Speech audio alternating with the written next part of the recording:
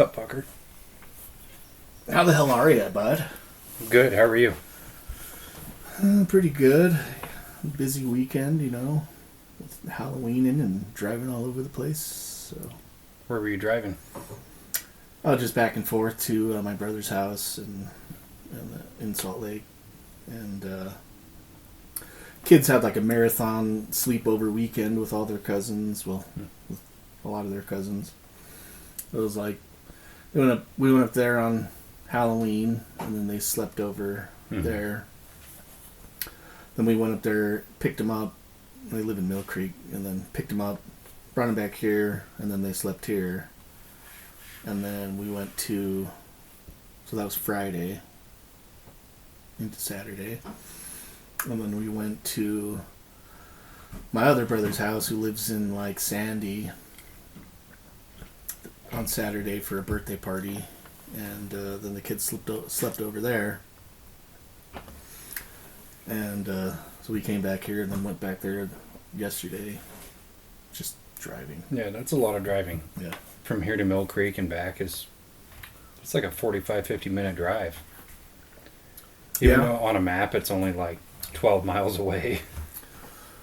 Yeah, and it was like, I think we just kept forgetting that it was Thursday and Friday, so we're like, oh, let's just drive up there, and then, oh shit, it's traffic. Forgot about that. Anyways, other than that, it was good. It's fun to see the family and hang out. So, how about you? Not a lot. Yeah. Did a couple things at home. Really kind of boring. I watched a lot of TV yesterday. Yeah. More specifically, I watched YouTube, which is the same as TV now. Yeah. But yeah. I think I watch more. Well, yeah, probably watch more YouTube than actual shows. Oh, I do for sure. There's like a few select shows that I make time to watch, and that's about it. Yeah, there's not a whole lot of reoccurring shows that I go out of my way to watch, but it's like if there's a mini series or something from like certain writers or actors or whatever, I'll go out and watch that, but yeah. That's kind of it. It's hard to sit there and just like binge watch TV for me. Yeah. Especially when it's like these shows that are 22 episodes a season and an hour in an episode. It's like, that's a work week. Yeah. Yeah. Yeah, most of the shows that I actually end up watching are like shorter shows that are like half-hour episodes or maybe 40 minutes at the most. Or they're supposed to be an hour on TV, and then like when you watch it on YouTube or on like Hulu or Netflix, it's like 35 minutes an episode. Yeah. A lot of commercial breaks there. Yeah. Yeah. So, but yeah, the only real shows that I've been watching are Only Murders in the Building, if you'd watch that one. And then I just finished all of the What We Do in the Shadows, which kind of segues into what we're talking about today, I guess. It does. We are going to talk about vampires. Vampires, the blood-sucking cretins that they are. The Hominis Nocturna. The Hominis Nocturna. The Strigoi. Strigoi, as yes. Yeg would say, probably. I don't know. Probably. I don't know. Is that the German way of saying it? It's the Romanian way, Same thing.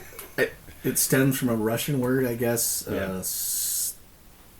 Stroganoff. Stroganoff. I was Stroganoff I get earlier it. today. Yeah, before we get into that, one final note on the TV show thing.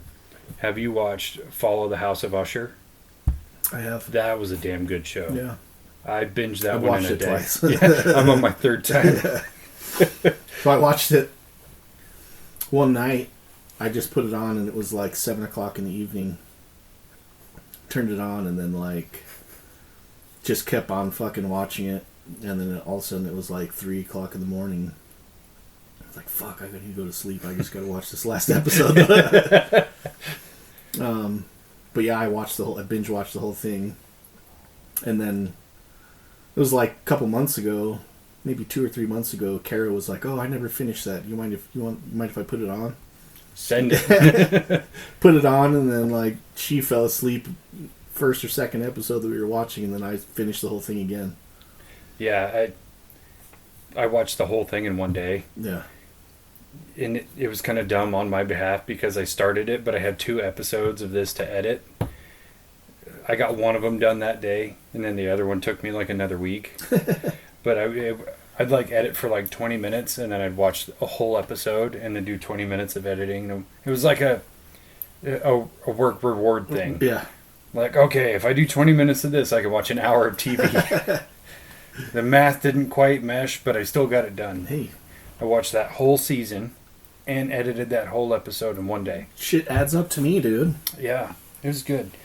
What I really enjoyed is the guy who wrote that show and pretty much all the actors in that show, they all consistently worked together, and they did a vampire show.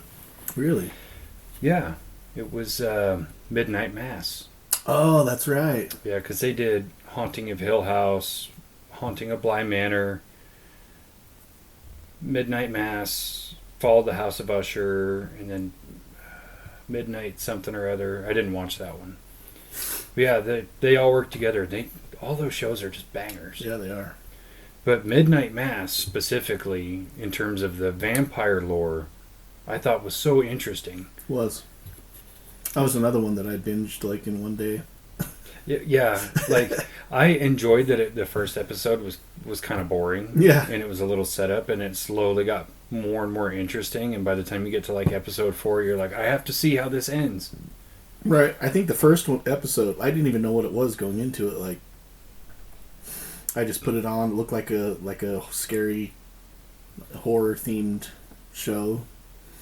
So I put it on and was like watching the first episode and was like, I haven't really like showed anything. I think there's one thing at the end that kind of like catches you, and so I watched when he's falling asleep. Yeah. Yeah. So then I watched the next episode and I was hooked. Like, yeah, good show. Yeah. Spoiler alert: if you haven't seen it, it's about fucking vampires. It's about fucking vampires. Yeah. I really love the idea of the kind of juxtaposition, instead of just the vampires are just straight evil or whatever, where the priest was using his newly found vampire abilities to help people in his, communion or whatever. Yeah. And I almost put it together right away. And I was like, is this dude a vampire? And I was like, no, it couldn't be. They wouldn't go in that direction. And then the scene where he gets the girl to get up out of her wheelchair and walk toward him, I was like, wait a minute. He's got to be a vampire. I was like, no, they wouldn't pull that. That's kind of hokey. And then you see it and you're like, fuck, that's great. Yeah. No, yeah, both of those shows, Midnight Mass and Fall of the House of Usher. I mean, I like the Haunting series. Bly Manor was a little bit... It was dry. Yeah. But the other one, the Haunting of Hill House? Hill House. Hill House? Yeah. I mean, it had some, like, pretty good jump scares, and the last couple episodes were really kind of intense, but same thing, it kind of dragged out a while. But those two, Fall of the House of Usher gets right into it and fucking... Oh, yeah. Yeah. That show was 100 miles an hour right at the get-go. Yeah. And it never really lets up. Yeah. So in terms of vampires, I know we talked about this on our Halloween episode, and we've kind of glanced on it here and there across several episodes of talking about some of our favorite vampire stuff. So since you've done research, and I did some research too, what was your favorite origin of vampires? It could be from folklore, from a movie, from a TV show. Sky's the limit. I would say probably Lilith, going straight from the beginning. Took my answer. Yeah, so if you don't know, Lilith was... there's a few different tellings of who Lilith was and why she was the way she was. But like in most of the accounts that I looked at, it was Lilith was created at the same time as Adam, was supposed to be Adam's wife. Hmm. And she was made from the same dust that Adam was made from, as opposed to Eve, who was made from one of Adam's ribs. So Adam was created, and then God took one of Adam's ribs and then made Eve out of that rib. Lilith's story was that she was made from the same dirt as Adam was, or the same earth. And so she was created as an equal to Adam instead of being supposed to be subservient to Adam as his wife. And then kind of decided she didn't really like Adam and didn't want to be like lay under him. Why should I lay under you when we're supposed to be equal? And so she left the Garden of Eden, and then the story is she left the Garden of Eden and then became kind of this demoness, demonic spirit or evil spirit in the like eyes of the church or the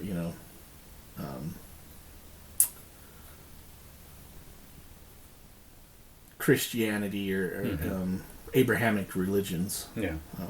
Well, she's the OG feminist. Right. She was the first feminist. Right. Which, I'm going to poke a hole in that story. If they took out one of your ribs, wouldn't you just, like, stand cockeyed all the time? Yeah, I don't know. Should have went the Marilyn Manson route and had another one removed on the other side. And you can do all sorts of things. And he's like, I don't need you at all, Eve. What do I even need Eve for? But yeah, so she left the Garden of Eden and then had all these demon babies and created all these demons, and they were called the Lilu, like the descendants of Lily. And so even in some accounts, like she later on hooked up with Cain and started having a bunch of babies with Cain, and then created this whole race of demons and evil entities. And she's responsible for like the accounts of the succubus and the incubus. Supposed to be her offspring, and or her descendants are these succubus and incubus entities. But yeah, there's some other accounts of her saying that she would feed off of the flesh of children, single men and children.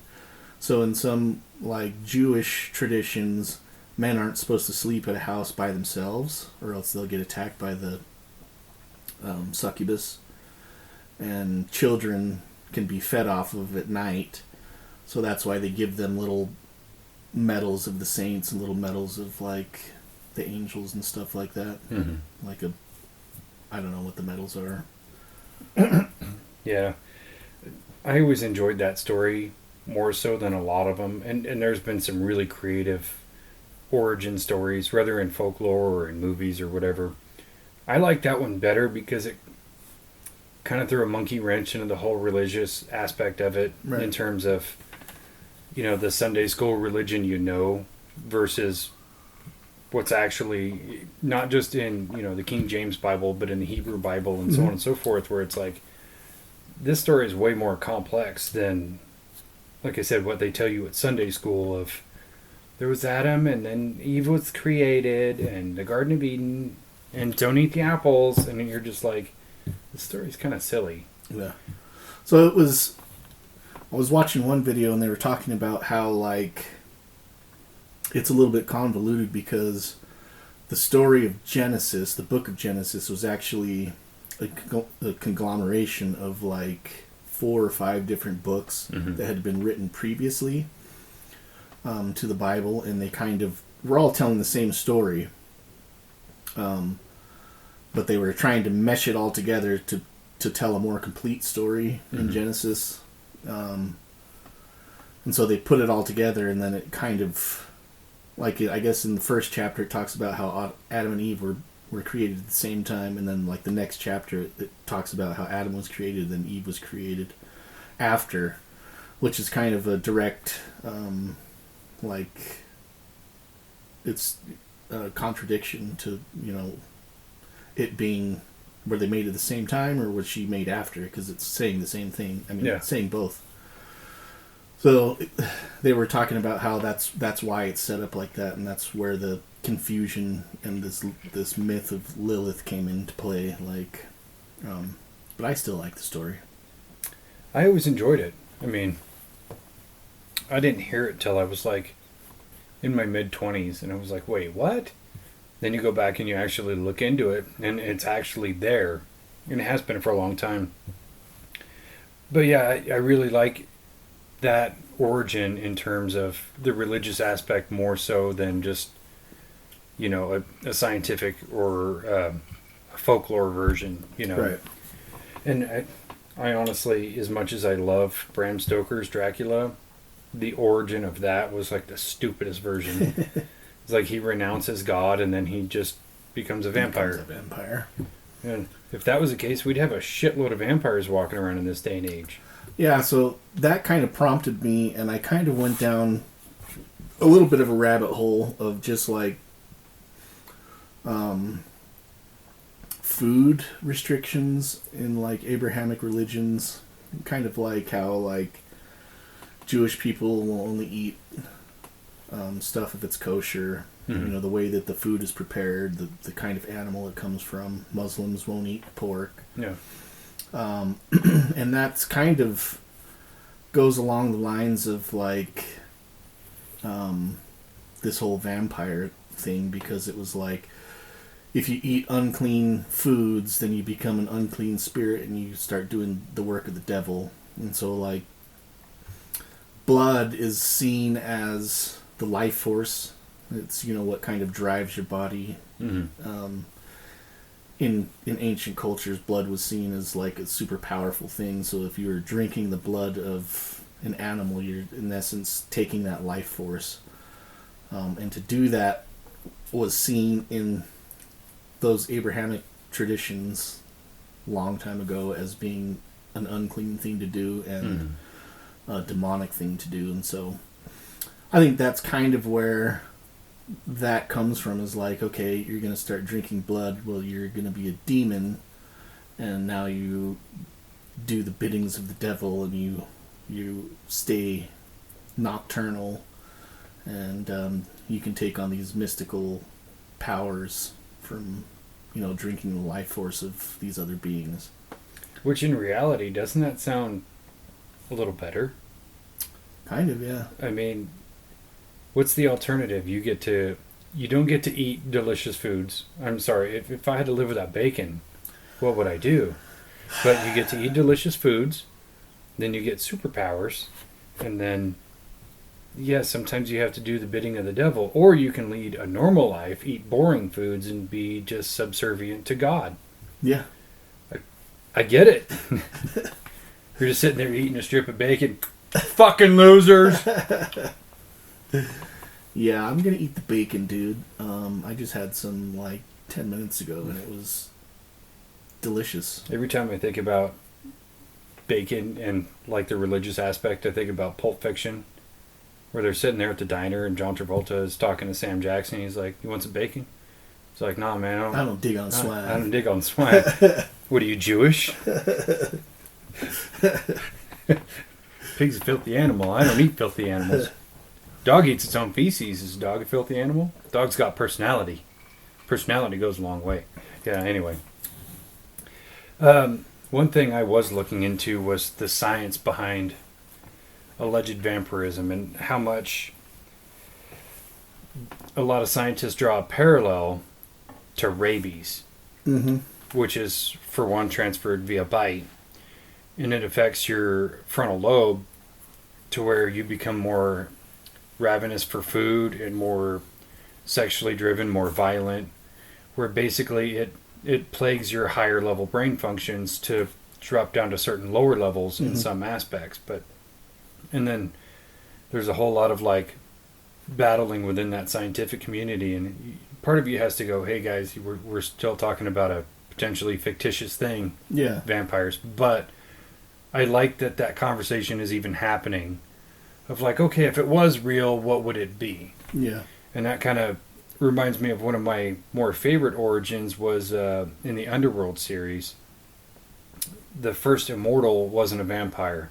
He was just immortal. He was a Hungarian warlord.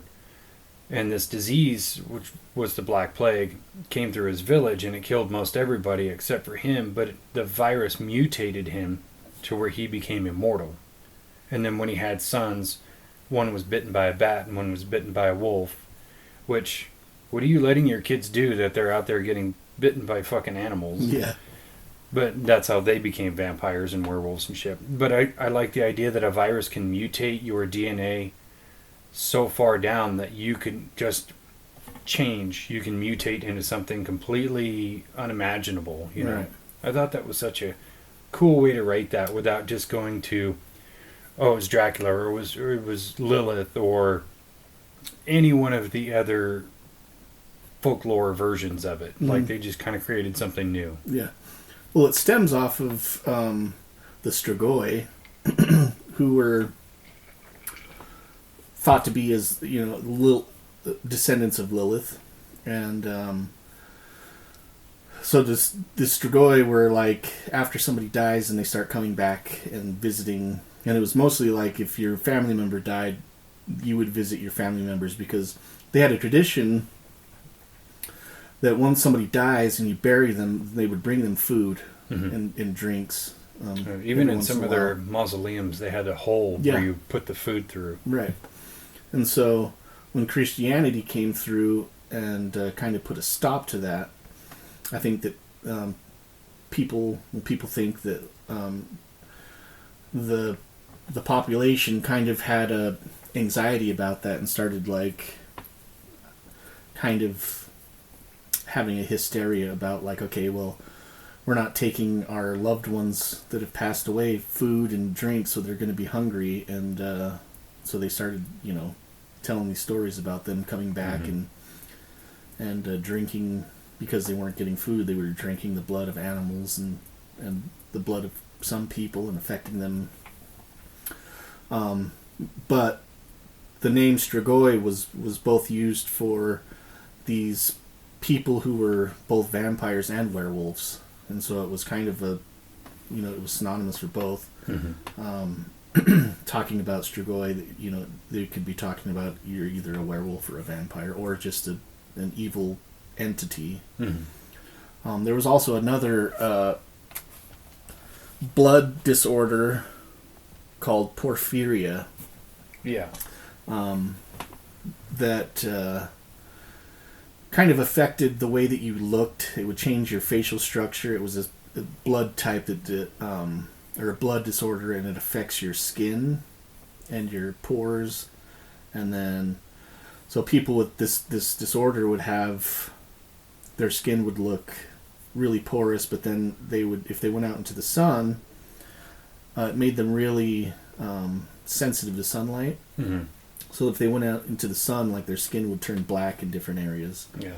And for some reason, with that blood disorder, it would shrink your gums, so it made it look like your like your teeth. So you had fangs. Like big gnashed fangs, big fangs hanging out. So that was another thing that kind of fed into the lore and hysteria of vampirism. Well, and they've kind of used that in other pop culture too, where the effects of having been dead or what make a vampire look like a vampire. Same thing with the gums when they recede, and then all of your body dehydrates when you die. So when you see like the classic Nosferatu and all of his fingers are really gangly and they look like the joints are really big, and then the meat in between is skinny, but it's just dehydrated, right? Because they had died and come back. Yeah. So where it's kind of talked about as, lore all through, from ancient civilizations, ancient Hebrews, Greeks, Egyptians, people from Mesopotamia, they all had stories about these entities that would come and feed off of your children and feed off of your blood and feed off of even your energy, like your life force. Up until about the 16th century where they started actually talking about seeing these things and like the dead walking. Yeah. And it was mostly started in Eastern Europe, in like Romania, Bosnia, that kind of Slavic area down there in Europe. So much so that they're finding now, doing like archaeological digs from churches around the area from that time period, they're finding like all these graves that are that have like the bodies inside the grave, and it'll have a big metal stake through the heart and staked all the way through into the ground. That was one of the things where, and it became much more popular on the eastern seaboard here in America, where if people thought somebody was a vampire, they would exhume their corpse and they would put a stake through their heart, and then they would put stakes into their limbs to stake them to the coffin and put a brick in their mouth. Yeah. And then rebury the body. Yeah. So there's one story that I was looking at. The guy's name was Arnold Paola. Arnold Paola. I don't know how to say his name. Paole. Paole. Arnold. His name is Arnie. Yeah. So not Arnie, to be confused with Schwarzenegger. Yeah. So Arnie was he was in the Romanian military in the 18th century. So he was in the army, and he said that while he was out, he was near Austria at the time, and he was attacked by a vampire and was bitten by a vampire. So like he ended up killing this vampire, and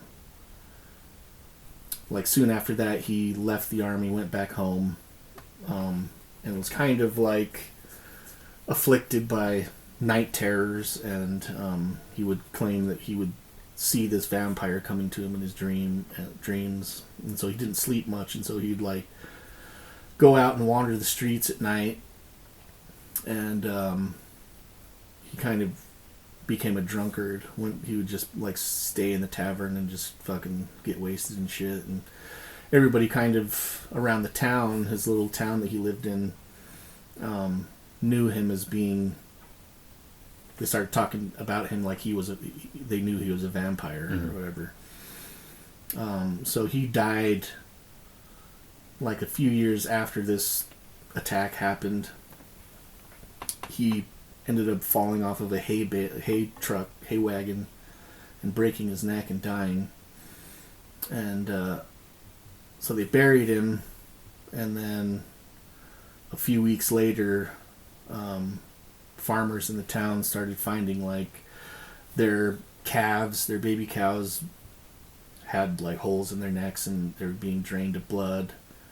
And there was like 4 or 5 different farmers that complained about this happening, and they're saying they keep seeing this guy Arnie walking around still in the fields at night. And so like 3 months pass, and those 4 farmers that complained about it ended up dying of some weird disease. They didn't know what it was.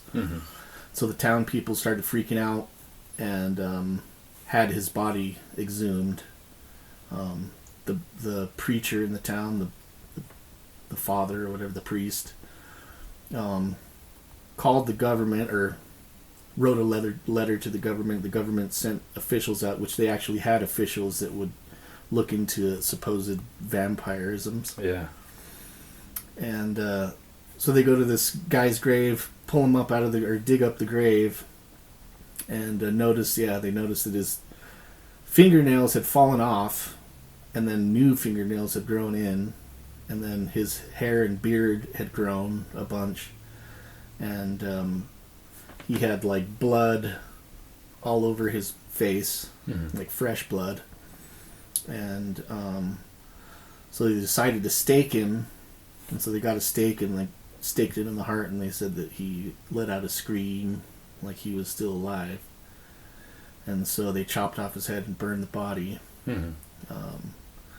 but then after that, kind of the town went into hysteria about vampires and started doing these rituals that, burial rituals that. Very interesting story. There was another one, and I promise I had it written down, but once again, forgot my notebook. It happened on the east side of the country, and this was in the early 1800s. Mercy Brown? Was that it, Mercy? Yeah, I think that's it, where she had passed away, and then people would start seeing her walking through the streets and what have you, but her family members started dying one by one. And then somebody was convinced it was a vampire, and she only had one living relative left, was her brother. So they exhumed her body, and their thought was, if we open her up and check to see if her heart has fresh blood in it, she's a vampire. And so they cut out her heart, and they burned it, and they mixed the ashes with some other concoction and made her brother drink it, believing that would cure him. Well, it wouldn't cure him, it would stop the whole thing from happening. Like it was, I don't know how you'd word it, but hex repellent? Hex repellent, yeah. Some weird shit. But the brother ended up dying 2 months later. If I was going to guess, from sepsis, from, whatever concoction they gave him. Yeah. But after that, there was no more. They didn't hear about her. They didn't see her. There was no more sightings or nothing. All the vampire hysteria died down because they believed that just rid them of it. Yeah. So I looked into that story too. The girl's name was Mercy Brown, and her family. She had her mom. It was like her mom, her dad, and then she had a brother and a sister. Mm-hmm.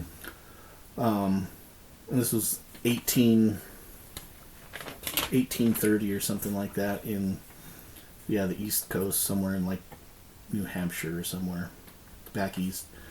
And so what happened was the mother and the oldest daughter ended up dying from tuberculosis. That's it. Yeah.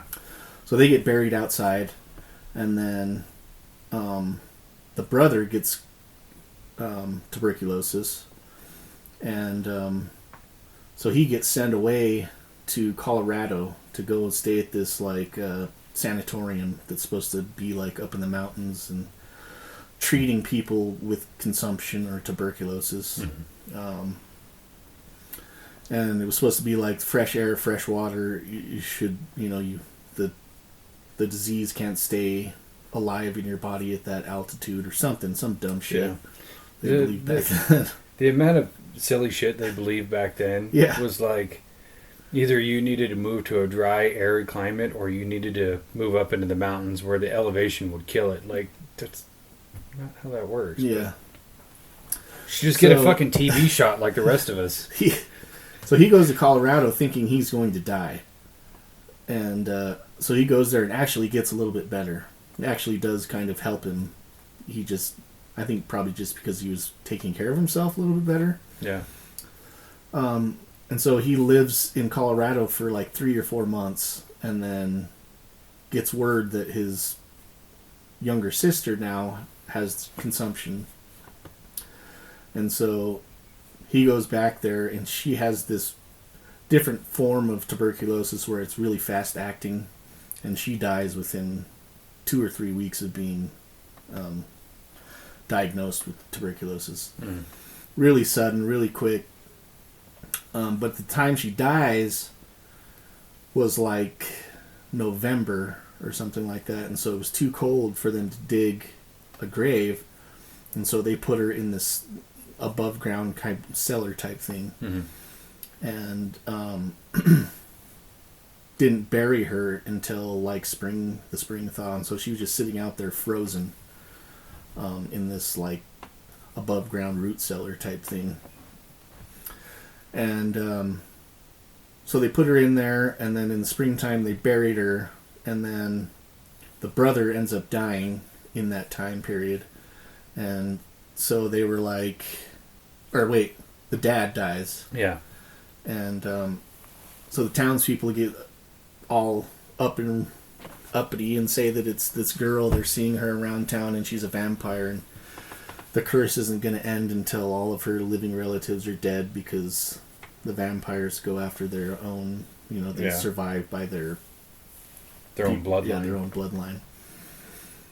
And so the people of the town convinced the priest to go and dig up the body and have it exhumed and examined.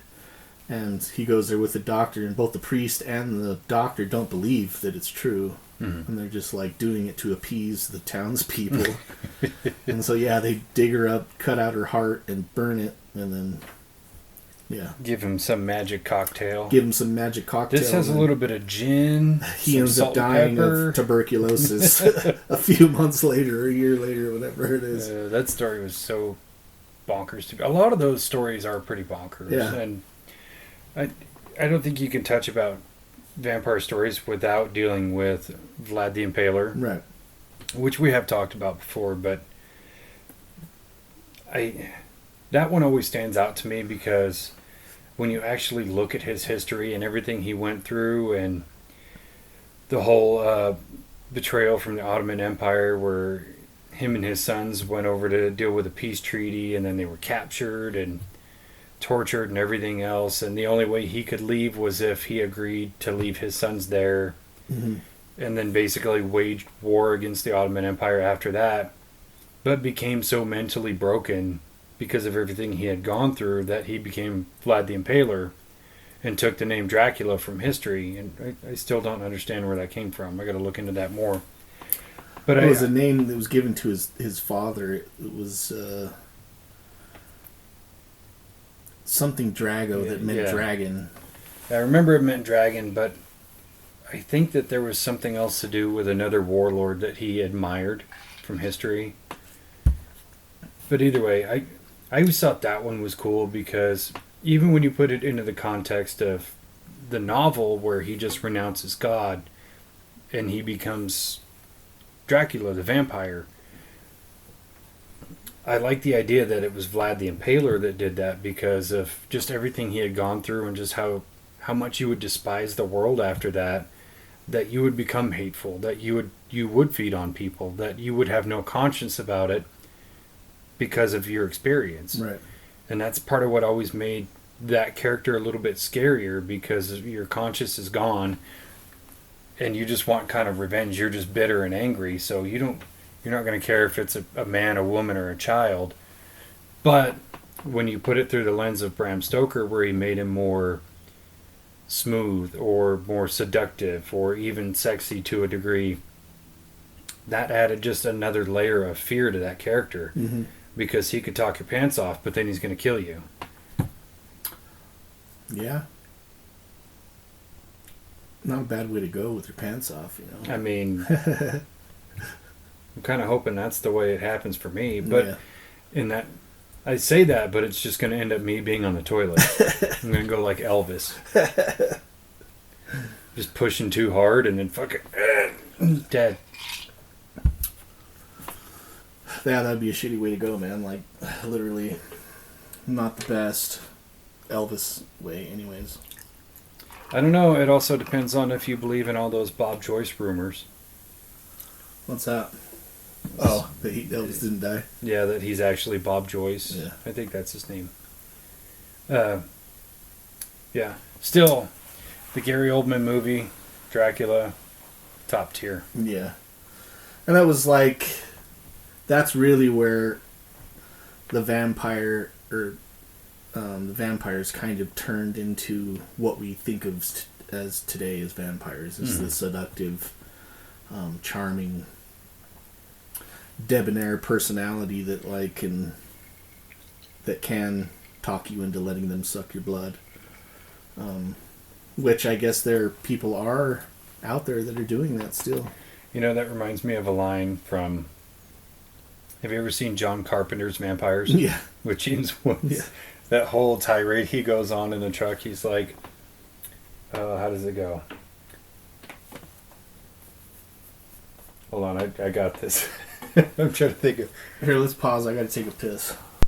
He says something like, forget what you know about vampires. They're not a bunch of fucking fags walking around trying to seduce everyone in sight. How does it go? They don't sleep in coffins lined with taffeta. They don't talk in sleazy Eurotrash accents. What These fuckers will bend you fucking over and take a walk up your strata chocolata while sucking the blood out of your neck. And just this whole tirade. And it's hilarious. That movie doesn't age well at all. No, it aged like James Woods did, not very well at all. That guy is... he needs to calm the fuck down. Yeah. I liked that movie. I did too. I can still watch it with nostalgia glasses on, but when you actually like objectively look at it, it's not a good movie. Yeah. The only thing that takes me out of it is there's one scene where I think they come pulling up to the cave. I think it's towards the end of the movie. They come pulling up to this cave where all the vampires are at in this cave, and like he jumps out of the truck and starts running towards the cave, and I'm just looking at his legs like, what the fuck? This is the vampire hunter? He looks like the scarecrow or like the stork on fucking the Robin Hood cartoon. He's got those long wooden legs. If I was one of those vampires, just fucking kick him in the knee, dude. He's down forever. I don't know. I don't think it would work. Because you'd just be kicking his stunt double in the knee. Yeah, I mean, true. He's only there for the hero shots, Yeah. close-ups only. I did kind of like in that movie, though, where instead of sleeping in coffins and stuff like that, when they got caught out by sundown or sun up, they would actually just dig a hole and sleep in the ground. Yeah. I thought that was cool. That first actual scene, though, when they go up to that shitty little house and they like break in and then they start getting attacked by the vampires and they're dragging them out in the sunlight, I was like, that's a cool approach. Yeah. Did you watch Day Shift? Is it called Day Shift? Or Night Shift? With Jamie Foxx? Yeah. Yeah. Yeah, that first scene where he fights that grandma Oh. in the apartment. I thought that movie was going to be so dope. And after that, it's just like, fuck, man. What a disappointment. Yeah. Well, I hate to say this, but I can't stand Jamie Foxx as an actor. Yeah. He always comes off as he's trying way too hard. Yeah. And he's still trying to be like slick and cool, and it's like, bro, you're like 55. Tone it down. Yeah. Yeah, I thought that was going to be cool. The only redeeming quality was at the end when fucking Snoop Dogg showed up. Yeah. And I was like, all right, this movie just totally jumped the shark, and I'm about it. It stopped trying to take itself too seriously. Yeah. And maybe that's why I thought it was a bad movie, is because like the first scene in the movie is great, and then like it just turns into like all these weird different styles of movies that it didn't really follow up. Like the first scene in the movie looked like it might be a Blade type movie, like that was where it seemed like it was going to go. Yeah. And then it turned into having Snoop Dogg as the cowboy hero. Like, what? I did like the two hunter guys Who became vampires. They did become vampires, that's right. But they were like German dudes or whatever they were. I can't remember. One of them is like Joe Manganiello or whatever his name is. And the way they're killing vampires, they look so cool doing it. And you know, they're like internet famous type people trying to do it. And I thought that was a fun take on it. I thought you were talking about his partner. The guy that's supposed to be his partner who gets killed. No. So in the middle, they go into a house. And it was the two dudes. I can't remember who the other actor was. Oh, it was the dude from Shameless. Okay. Yeah, the big dude who plays Kevin. Yeah.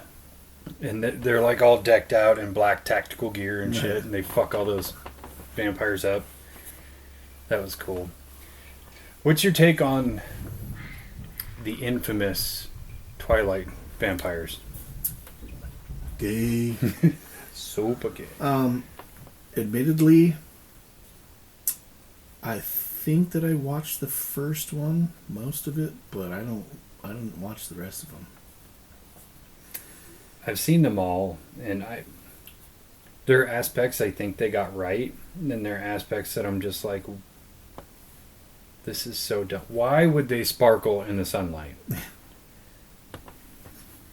From any standpoint of vampires, it just doesn't make sense. I don't know. It's just, I'm lost, dude. Yeah.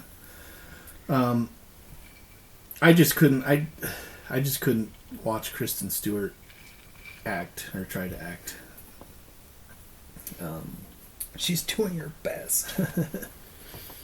I know there's a lot of people that love those movies and love the books, but I never read the books. And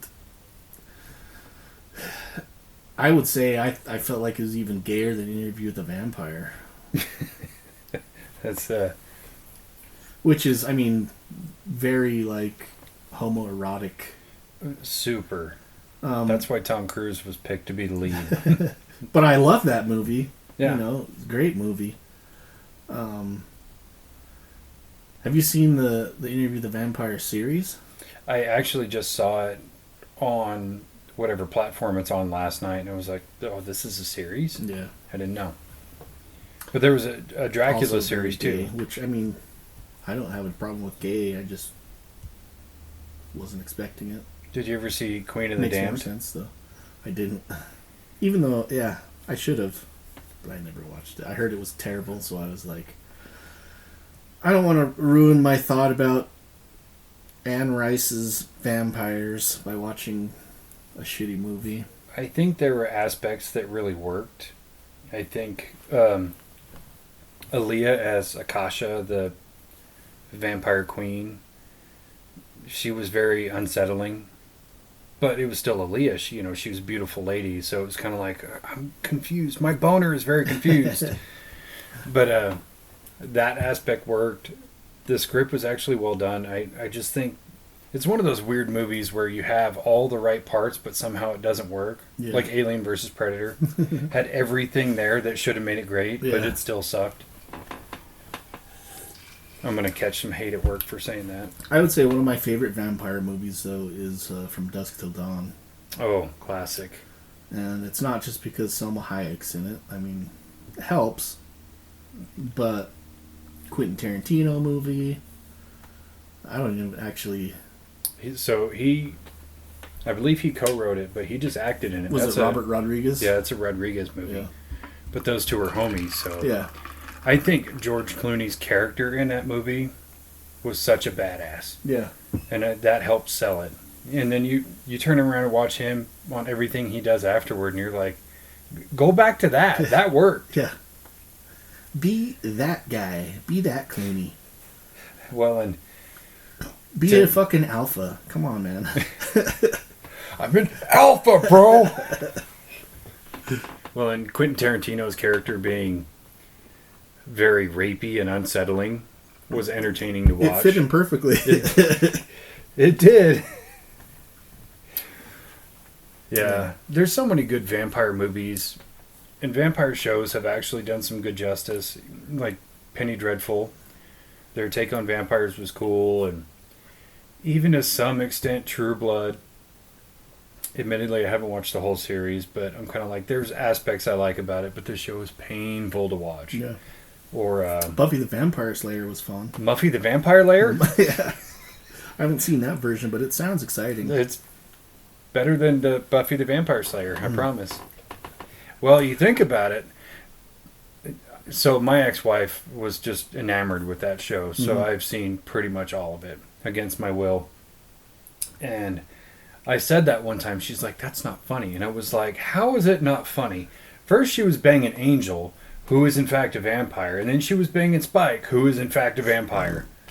She's banged more vampires in the show than she has humans. Oh, she's fucking slaying. She's slaying fucking vampire slaying dick. vamps. She's the one getting staked. I didn't actually watch. I think I've only watched maybe like 3 or 4, maybe 10 or 12 episodes of the show. I think it would come on after. What is X-Files? Way better show. Way back in the day when there was actually TV on TV. Yeah. And it wasn't just reality shows. Yeah. So I would watch a few episodes here and there, but Dude. the movie was fucking dope, dude. Oh, with Luke, what's his face from 90210? Yeah. And David Arquette was in it. Yeah. And Christy Swanson. Oh my gosh. Swanson. That's the deal, Swanson. Yeah, that movie was fucking silly. Yeah. But it was fun. Yeah. Dude, that gives me an idea. So we were just talking about there's no actual shows on TV and it's just reality shows. Why don't we do a reality show about vampires? I'd watch it. Real vampires in New Orleans? Yeah. Just watching, I mean, I think I've watched the few clips of those people probably 10 times just because it's so weird, dude. So I didn't even mean for that to be a segue, but it is, so I think we got to talk about it. Is the people who are real vampires. I wanted so bad to be able to sit through and listen to these people with like care and authenticity. Couldn't bring myself to do it. Yeah. I'm not that mature. Where these dudes are sitting. This one guy, he's got like long curly hair, and he's wearing this red shirt, and it looks like he's wearing a corset, so it kind of looks like he has titties. Hot? No. He's got these bright red contact lenses and the fake teeth, and he's talking about vampires, and I'm just like, I so want to listen to you, but I'm cringing so hard. If I was a vampire, I'd still be cringing. Real vampires are like, so gay. No, I was watching when we were doing that New Orleans episode. There was a few, like, I kept on watching all these TikToks about people talking about their experiences with vampires in the city, and there was one girl, like this black girl was on there, and she's like, The Uber driver? she's like, I just want to tell everybody out there are no fucking vampires in New Orleans. It's just corny ass white people dressing up. They have nothing better to do, so they create this secret society of vampires. Don't come here looking for vampires. There aren't any. Look at corny white people in your city. That was pretty funny. It is just like we were joking about, going to the vampire secret bar. Yeah. And so you dress the occasion with the top hat and a corset and a long tail coat, and you go in and it's like Blade style. Blade vampires. You just hear that bump, bump. Oh, it's a blood rave. Fuck. Oh, I thought it was a blood masquerade ball. It's super cringe, and it's like I always say, be yourself. Everybody else is taken. Mm-hmm. Please don't center your identity around fictitious fabled creatures. Right. It just makes you look so dumb. Yeah, or just pick some, off the wall one that nobody really knows about, and then so it seems like you're being authentic. Literally anything. Yeah. Or just be a cool person. You don't. Yeah. I'm a vampire. You can be a Lilu or a descendant of Lillian. Well, that's the thing is, or Lilith. Just last night, I watched like 15 different people who claim to be vampires talk about being a vampire, and at least half of them say, I'm a child of Lilith. Oh, really? Oh, yeah. And you're just like, I know that story too. Yeah. Participation award.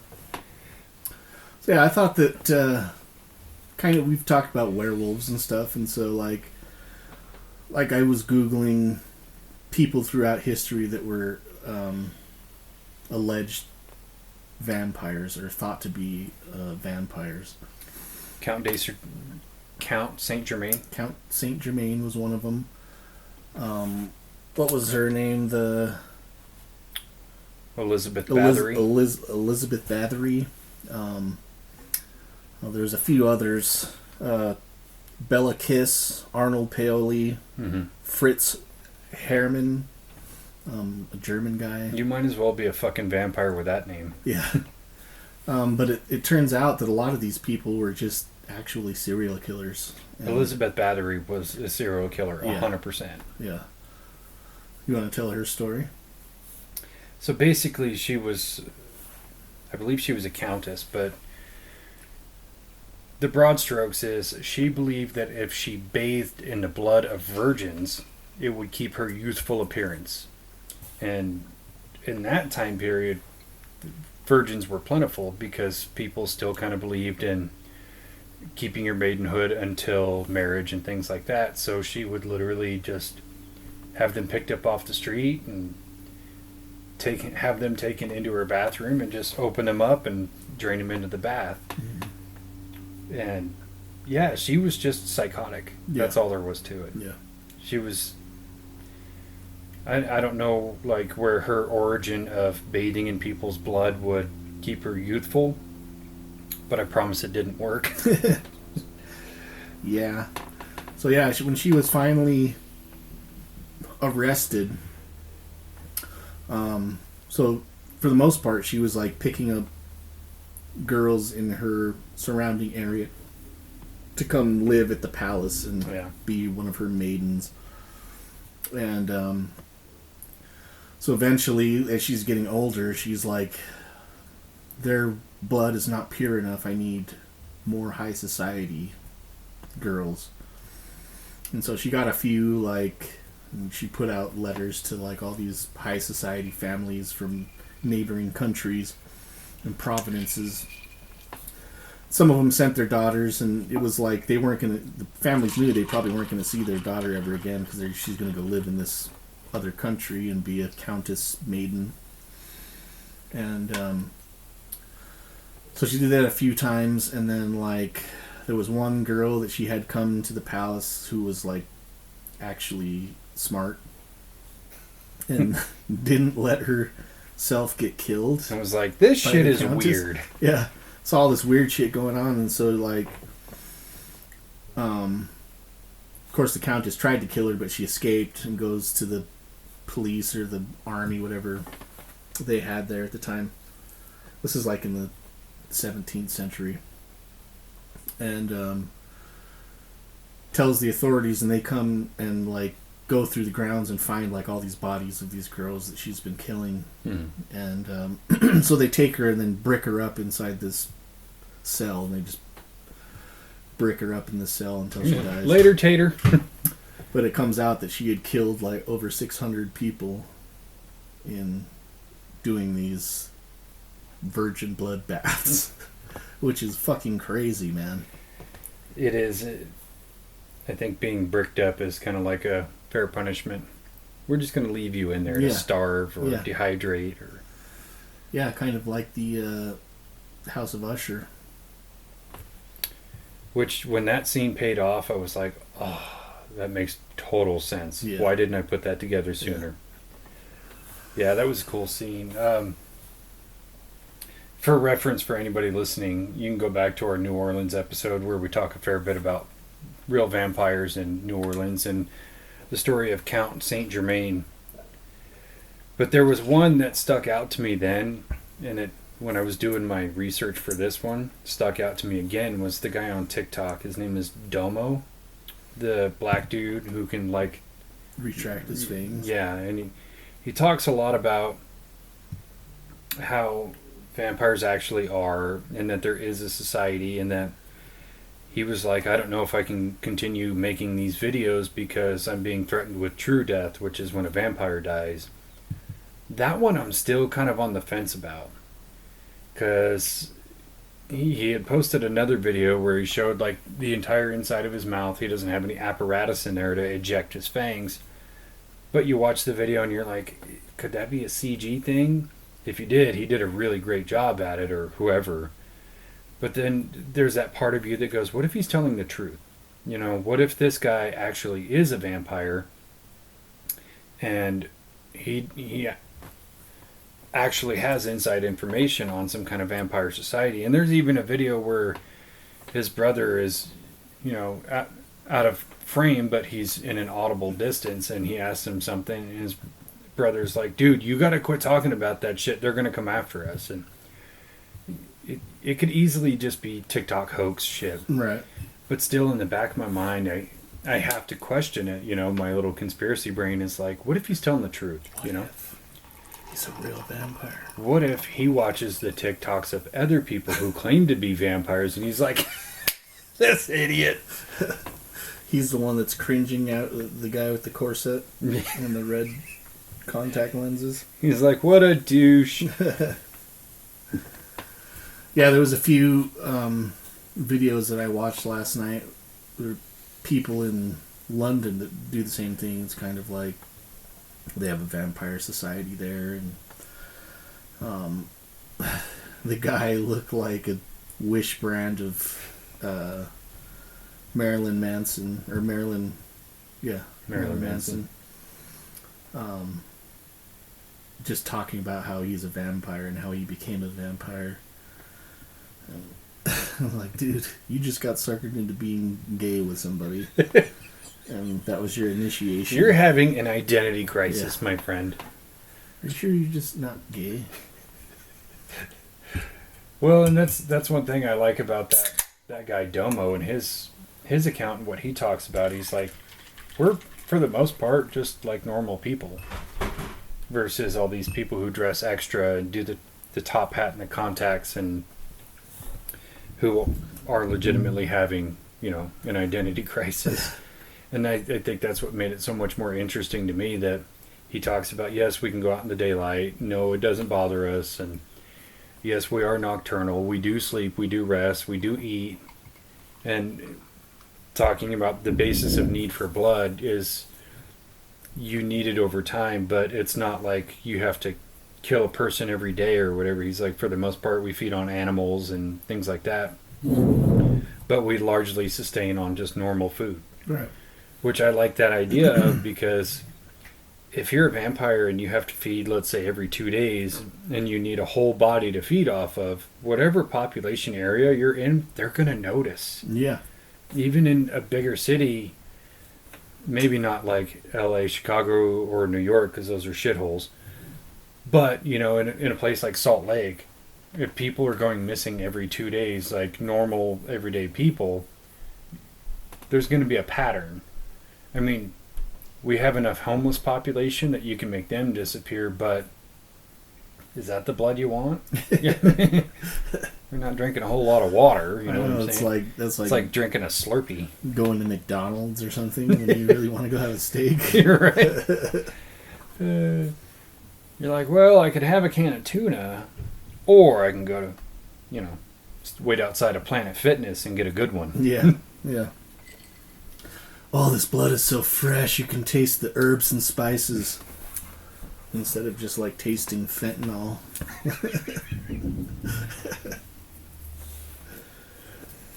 So yeah, there was a few different people that I looked up, and like I said, Fritz Herrmann was another. I mean, these people are monsters. Like, so he was like raised in an orphanage, and well, no, his father put him in a. He was like a troubled kid, and then so his father sent him to a reform school when he was really young, and ended up getting molested when he was like 9 or 10 years old by the teacher, whoever was in charge of the house, and so he started like really acting out, got kicked out of this reform school, and so his father sent him to a military school, and then he was in the military school for a while, and then eventually, when he was old enough, he joined the military and served in World War One. After World War One, he got out and like tried to get a few jobs, but like his history, people kind of knew who he was and didn't want to hire him. So he ended up getting engaged to this lady who gave him some money, and they started a fish market type store, fishmonger store. And then she found out that he was doing all sorts of weird shit, or had thoughts that he was doing some weird stuff with little boys. Oh, I thought you were gonna say he was doing weird shit with the fish. That's that's a Tom Cruise rumor now. Maybe. What? So was it like a what's his name? What's the old guy's name that was Richard Gere? Oh, with the gerbil? With the gerbil. Well, the Tom Cruise thing is weird. Because it's allegedly he goes to these restaurants and he orders a cold raw fish, like a whole fish. And then he travels with an entourage of bodyguards. And then once they bring the fish to the table, he wraps it up in the napkin, takes it to the bathroom, kicks everybody out of the bathroom, and then has the guards keep anybody from going in, and he comes out without the fish. Internet fucking rumor, I don't know. But you're like, is it really outside the realm of possibility with Tom Cruise? I don't know. What else would you do with the fish? I mean, if you're going to eat it, why take it in the bathroom? Yeah, and if you take it into the bathroom and you come out without it, where does it go? Unless he's just like reliving like childhood trauma and flushing the fish down the toilet or something, letting it be free. Well, that's the other thing. They say he's really specific about the size of the fish. Mm. So either he's sizing them according to, what he can fit in or what he can fit in. Yeah. What he can fit in the toilet or what he can fit in his belly, because we're just going to think that he's eating it in the bathroom. He's either shoving it up his ass or he's fucking the fish. One or the other. Either way, it's hilarious. He's putting some hollandaise sauce in the fish before he consumes. Gross. I said no tartar sauce. So yeah, this guy was not doing weird shit with the fish that we know about. Maybe it's Tom Cruise's great grandpa. Maybe. I don't know. Cruise sounds a lot like Herman. They're both kind of Nazis. I mean, true. Yeah, sorry. I just had to throw that out there. I knew you'd find some humor. Wild fact. You didn't even use air quotations when you said fact. No, because I believe it wholeheartedly. Those Scientologists are fucking weird people. Dude. I don't know if Herman was Scientologist or not, but I don't think so.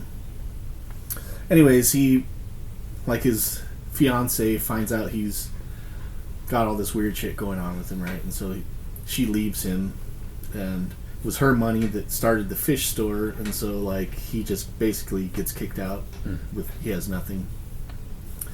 So he starts doing all these petty crimes and shit, and starts getting known for having little boys, younger boys, help him do these crimes and shit.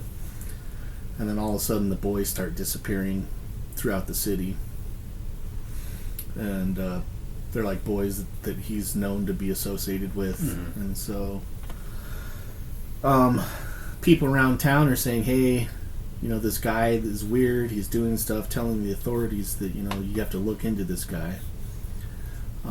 But at the same time, he was, to earn money, he was an informant for the police, and so he was doing petty crimes, but also learning about higher criminals and giving information to the cops. Mm-hmm. So the cops didn't want to ruin that, and so they kind of let him do his thing.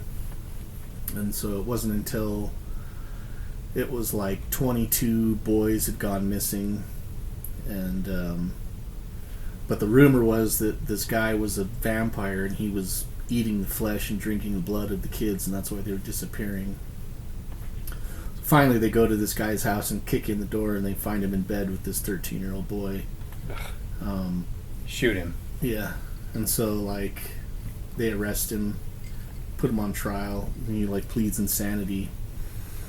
And so they have doctors look at his brain, or give him tests to see if he's sane or not. And so they see that, yeah, he's totally sane. He's just a crazy person. But I think that they actually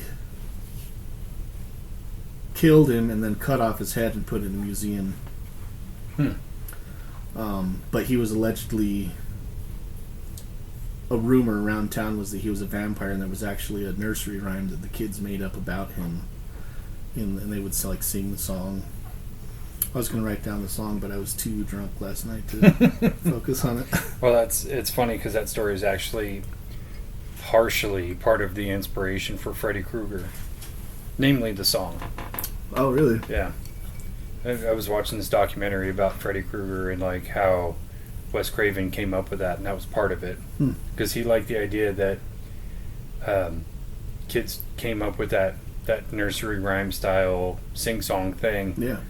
About this guy who was just fucking crazy, and he was also, a child murderer. Mm-hmm. And so he kind of adapted that into the Freddy Krueger mythos. Interesting. Yeah. Freddy Krueger also was based off of the Hat Man, right? One of the sleep paralysis demons.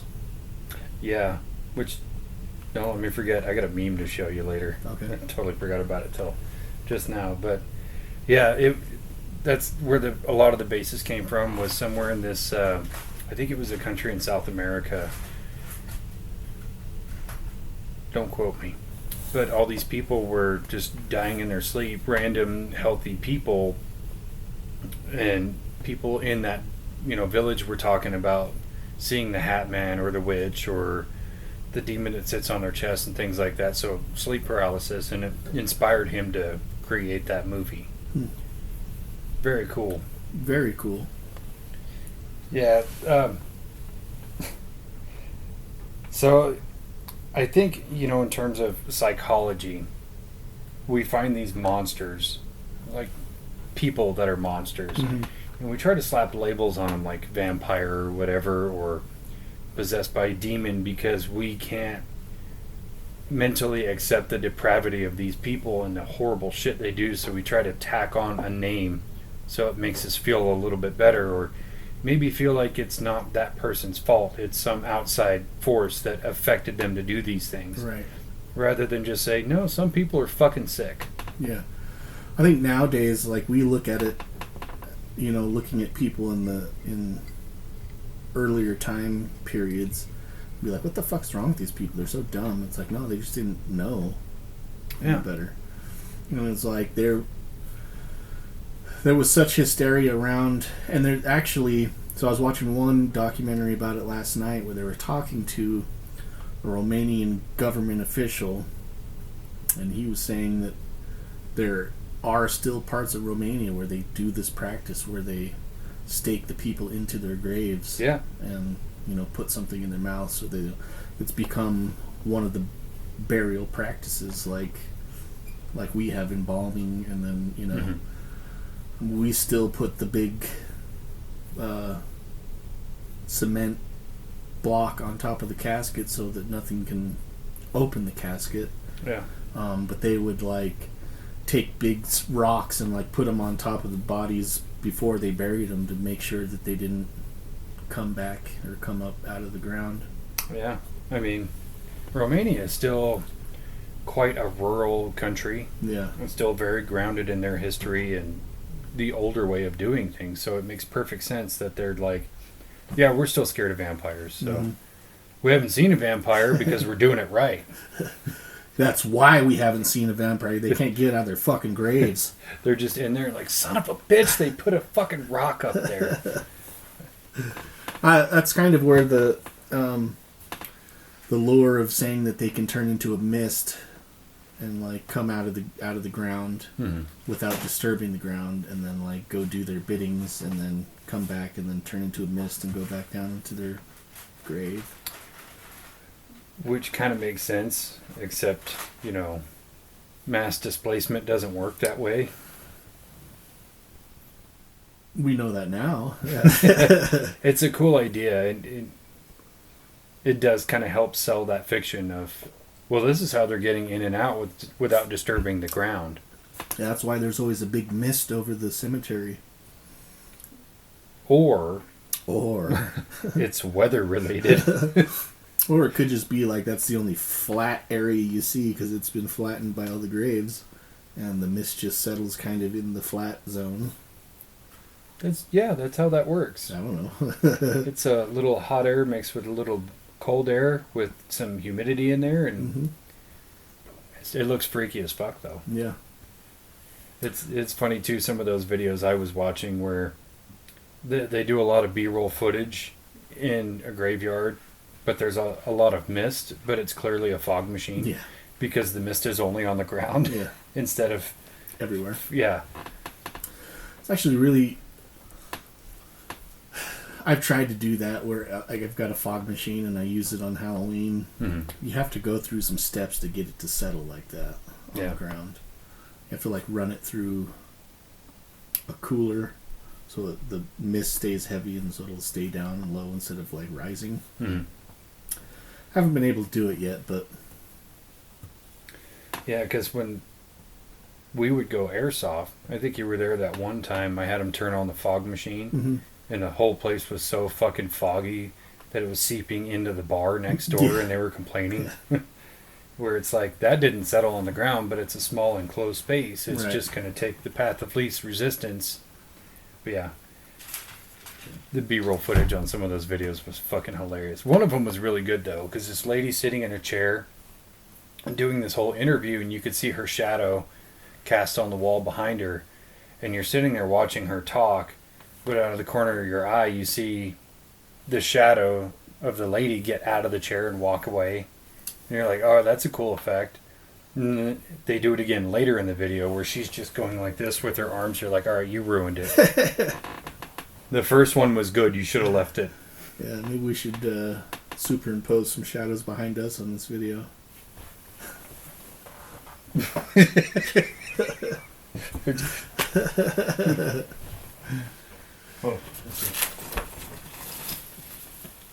What was that?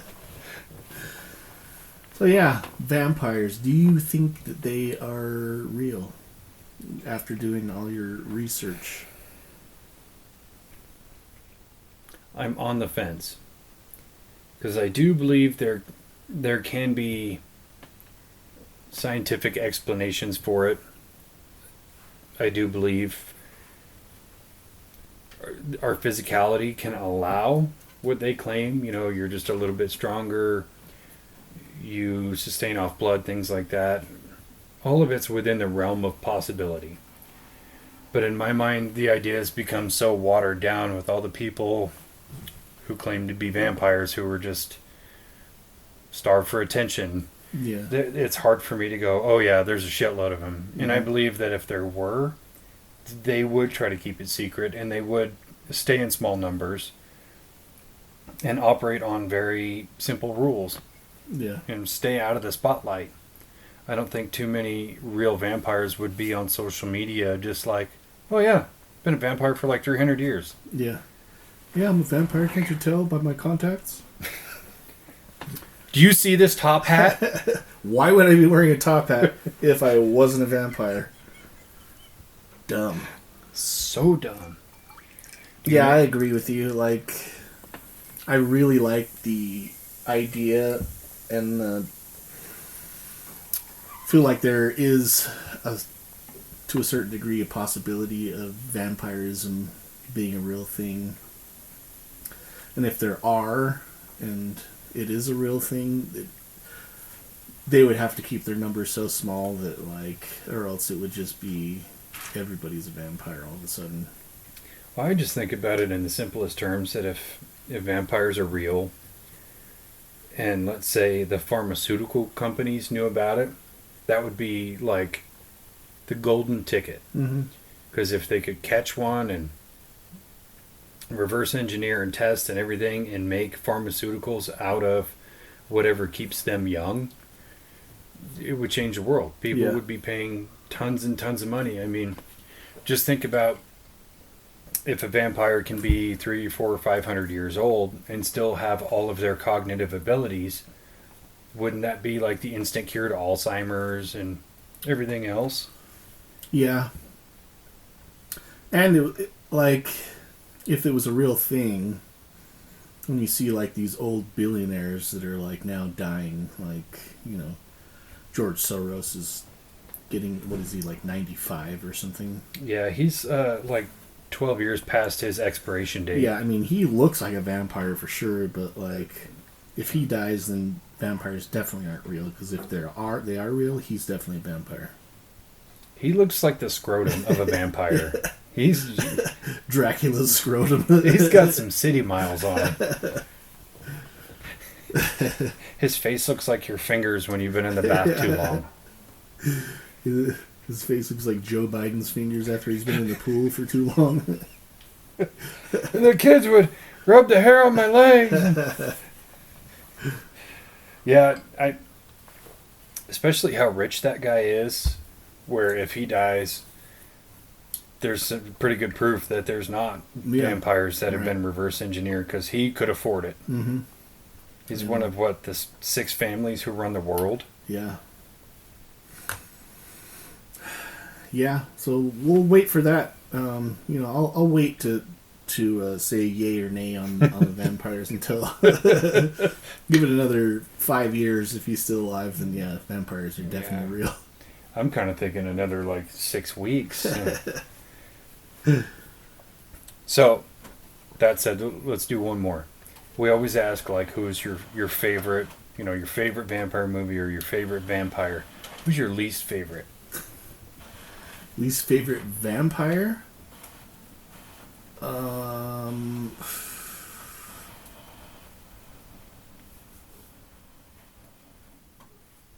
don't know. You go. This is where I have to backpedal on my statement of vampires aren't real.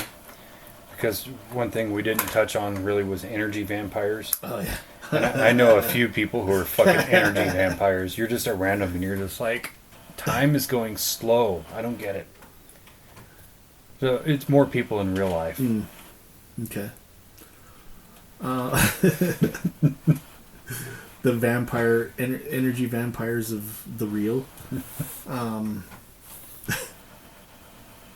Dude, I love that character in What We Do in the Shadows, Colin.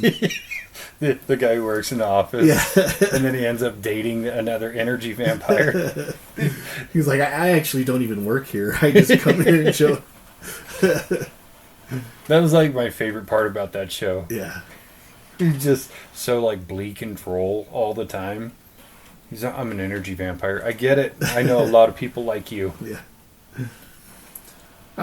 Maybe my least favorite vampire would be Louis from Interview with the Vampire, because he was so fucking depressed all the time. He was the OG, fucking emo vampire. Emo vampire. Dude, you're a vampire. Go enjoy it. I did love that scene, though, after he was turned into a vampire, and Tom Cruise is like, what do you see and what do you hear? And he's describing everything. You're like, that's really cool. Yeah. But then he's just sad about it. I'm a vampire. Yeah, I guess in the movie, he's saying they had good times and bad times, and most of the time was just melancholy, but, I don't know, dude. Quit being so depressed. Go be a vampire. Live your life. Yeah. I'm just, take all the money you have, put it in a high-interest account, and then go take a really long nap. Yeah. Then when you wake up, you're like, holy shit, I'm wealthy as fuck. I own Apple computers? What is that? It's hard to be depressed when you have $8 billion. And eternity to spend it. Yeah. I could buy anything. Maybe that would be the sad part, because it's okay, well, I can't buy a yacht or anything because I can't go out in the sun. It's true. I can't go eat at the best places because I just drink blood. Yeah, but you could fund, the greatest SPF sunblock in the world. True. And just change everything. True. You're like, I have $8 billion. Make me a sunblock that's going to make me immune. Yeah, $8 billion, you could probably just, make a suit that you're just immune to the sun rays, I guess. It just looks goofy as fuck. Yeah. You look like that Tim Robinson skit where he's in the mall. Or ripping the fucking head off. All right. I think we should do a part 2 of this at another point. Yeah. There's definitely a lot more vampire stuff that we can dig into. I agree. Till next time. Till next time. Okay, love you. Bye-bye. Bye.